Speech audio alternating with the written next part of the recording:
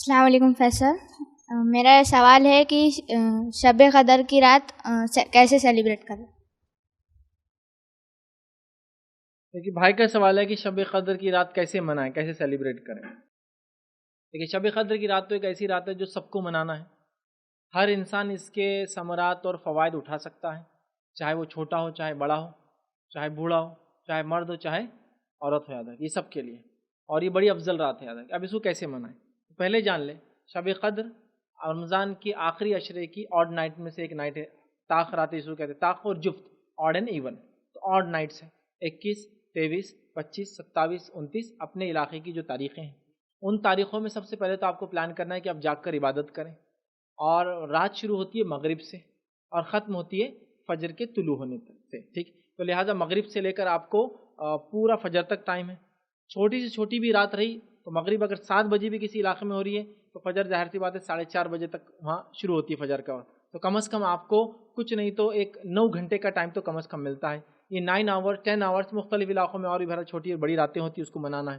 شروعات مغرب ہے تو ظاہر سے مغرب میں تو آپ اگر رمضان ہے تو اگر روزے سے ہے تو روزہ آپ کھولیں گے، جو روزے سے نہیں ہے، بیمار ہے، مسافر ہے، عورتیں ہیں جو ناپاک ہیں، وہ لوگ روزہ اگر نہیں ہیں تو کوئی مسئلہ نہیں، ٹھیک۔ مغرب آپ کی نماز پڑھیں گے، مغرب کی نماز پڑھنے کے بعد ظاہر سی بات ہے آپ کھانا وغیرہ کھا لیں، اس کے بعد آپ تلاوت قرآن کر سکتے ہیں۔ تلاوت قرآن کے ساتھ ساتھ اللہم انک عفو تحب العفو فاعف عنی، اس دعا کو آپ کثرت سے پڑھیں اس رات میں، ٹھیک ہے۔ اس کے علاوہ تلاوت قرآن کے علاوہ آپ نماز قائم کریں، نماز کے اندر بھی آپ قرآن پڑھیں، تو جتنا ہو سکتا ہے آپ نمازیں ادا کریں۔ نمازیں ادا کرنے کے علاوہ آپ اللہ تعالیٰ سے دعائیں کریں، کثرت سے دعا کریں، یا ہو سکتا ہے آپ صدقات اور خیرات کرنا چاہتے تو اس رات میں آپ صدقات اور خیرات بھی کر سکتے ہیں، ٹھیک ہے۔ اس کے ساتھ ساتھ استغفار کیجیے، اپنی معافی کے لیے آپ جو ہے اللہ تعالیٰ سے استغفر اللہ، تاکہ اللہ تعالیٰ ہمارے گناہوں کو معاف کرے۔ یہ تمام کام آپ فجر تک کر سکتے ہیں۔ تو نماز، تلاوت قرآن، خاص دعا، عام دعا، مغفرت کی دعائیں آپ کثرت سے کر سکتے ہیں، یہ تمام چیزیں عبادت میں آتی ہیں۔ اسی طرح بچے بھی ظاہر سی بات ہے نماز پڑھ سکتے ہیں، قرآن آتا تو قرآن پڑھیں، اچھا قرآن نہیں آتا تو آپ سن بھی سکتے ہیں، بہرحال جیسے امام کے پیچھے سنتے تو یہاں، اور تراویح وغیرہ بھی ظاہر سے عشاء کے بعد ہوں گی، تو مغرب کے بعد آپ نے کھانا وغیرہ کھایا، تراویح کے بعد 10 بجے تک ٹائم آپ کا ویسے ہی چلا جاتا ہے۔ گھر پر آنے کے بعد آپ تھوڑا سا فریش ہو جائے، اس کے بعد دعائیں ہیں، تلاوت قرآن ہے، قیام ہے، مطلب رات کی نماز ہے، اس کے بعد دعا، اذکار، استغفار، یہ ساری چیزیں آپ کرنے تک صبح انشاءاللہ عزیز ہو جاتی ہے، تمام کام کر سکتے ہیں۔ وہ عورتیں جو پاکیزہ حالت میں نہیں، نماز نہیں پڑھتی ہیں، وہ عورتیں بھی اس راتوں کا فائدہ اٹھا سکتی ہیں، وہ نماز اور تلاوت قرآن چھوڑ کر سب کر سکتی ہیں۔ قرآن چڑھ رہا ہے تو وہ سن سکتی ہے، ٹھیک ہے۔ اسی طرح جو ہے دعا کر سکتی ہے اللہم انک عفو، یہ دعا سے ممانعت نہیں۔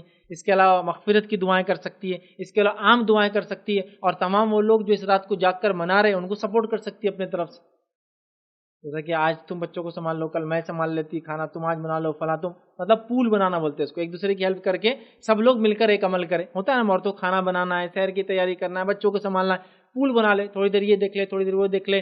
جیسا جو عورتیں نماز قرآن نہیں کر سکتی وہ دنوں میں، تو دوسروں کے بچوں کو دیکھنے کے ساتھ ذکر تو ایسے ہی ہو جاتا، بچے کو سنبھالتے بھی ہو جاتا، کھلاتے بھی ہو سکتا، ٹھیک۔ تو ایسی پول بنا کے ایک دوسرے کو بہرحال ہم سہولت دے سکتے ہیں۔ تو سب کو اس رات کو منانا ہے، منانے سے مراد جاگنا ہے۔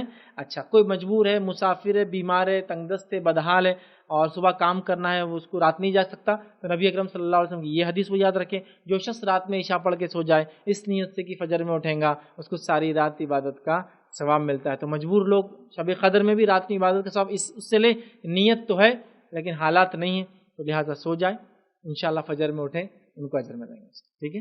تو لہٰذا ہم نماز کے ذریعے، تلاوت کے ذریعے، اذکار کے ذریعے، مخصوص اذکار جو ایک دعا ثابت ہے اس کے ذریعے، استغفار کے ذریعے اور عام دعاؤں کے ذریعے اس رات کو گزار سکتے ہیں۔ چاہے تو آپ صدقہ اور خیرات بھی اس رات میں مخصوص طور سے کر سکتے ہیں انشاءاللہ۔